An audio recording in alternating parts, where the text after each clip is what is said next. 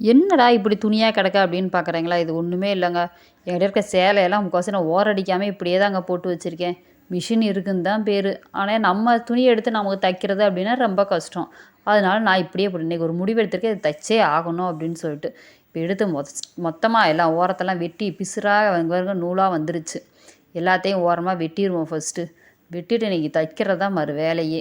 நீங்களும் இப்படி தான் உங்கள் வீட்டில் வச்சுருக்கீங்களா அப்படின்னு எனக்கும் கமெண்ட் பண்ணுங்கள். இப்படி தாங்க அடுத்தவங்க துணியை தைக்கிற நம்ம ஆர்வமாக தைப்போம். ஆனால் நம்ம துணியை தைக்கிறதுக்கு நமக்கு விருப்பமே இருக்கிறது இல்லை. இன்றைக்கி ஏதோ எனக்கு நல்ல மூட் வந்திருக்கு தைக்கணும்னு சொல்லிட்டு, அதனால் எடுத்து இன்றைக்கி எல்லா துணியும் எடுத்து தைச்சி முடிச்சிருவோம். இப்போ எல்லாத்தையும் இருக்க ஓரம் எல்லாத்தையும் வெட்டியாச்சு. வெட்டி வச்சிட்டோம் அப்படின்னா நம்ம டக்கு டக்குன்னு எடுத்து ஸ்டிச் பண்ணிடலாம். இந்த ஸ்டிச் பண்ண ஆரம்பிச்சிட்டோம். மிஷினில் உட்காந்துட்டா இனி மின்னல் வேகத்தில் எல்லாத்தையும் அடித்து தள்ளிடுவோம். நீங்களும் இதே டக்குன்னு ஒரு முடிவு எடுத்து எல்லாத்தையும் தைச்சி வச்சுருங்க. யாரும் நம்மளை நீ எல்லாம் ஒரு டெய்லராக இப்படி வச்சுருக்க அப்படின்னு நம்மளை யாரும் கேள்வி கேட்கக்கூடாது. எங்கள் வீட்டிலலாம் என்ன சத்தம் போட்டுட்டு தான் இருப்பாங்க. என்ன இப்படி வச்சுருக்க தைக்காம, நீ ஒரு டெய்லரா அப்படின்னு தான் கேள்வி கேட்பாங்க. அதனால தான் நான் அப்படியே சொல்கிறேன். உங்களுக்கும் அந்த அனுபவம் இருக்கும் அப்படின்னு நினைக்கிறேன்.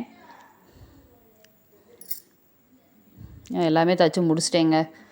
ஒரு வேலை இன்றைக்கி முடிஞ்சிச்சு. இங்கே பாருங்கள் எப்படி சேலை தைக்காமல் போட்டிருந்துருக்கேன் அப்படின்னு சொல்லிட்டு. உங்களுக்கு இந்த வீடியோ பிடிச்சதா சப்ஸ்கிரைப் பண்ணுங்கள், பெல் ஐக்கனை கிளிக் பண்ணுங்கள். ஓகே, பாய்.